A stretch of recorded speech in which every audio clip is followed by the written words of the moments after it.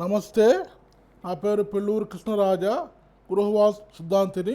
ఈరోజు ఈశాన్యంలో మెట్లు ఉండవచ్చున. ఇది ఇల్లు అయినప్పుడు తూర్పు, పడమర, దక్షిణము, ఉత్తరము, ఆగ్నేయము, నైరుతి, వాయువ్యము, ఈశాన్యము.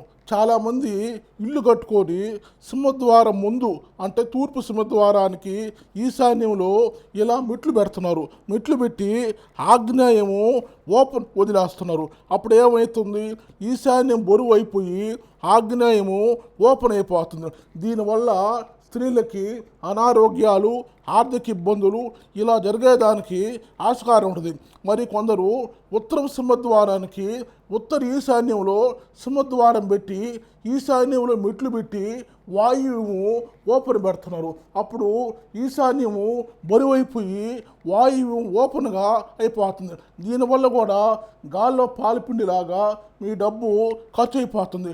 మరి కొందరు ఏం చేస్తున్నారంటే కళ్యాణ మండపాలు కానీ లేదా పరిశ్రమలు కానీ ఇలాంటి వాటిల్లో ఈశాన్యంలో మెట్లు పెడుతున్నారు.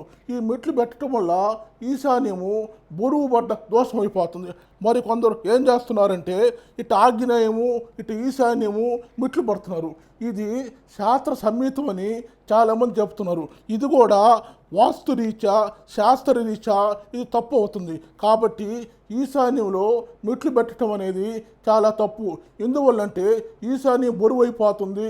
దైవ స్థానం కాబట్టి దైవ మందిరాలు, పూజా మందిరాలు ఉండాల్సిందే కానీ బరువులు పెట్టకూడదు. ఈశాన్యము పల్లం చేయాలి.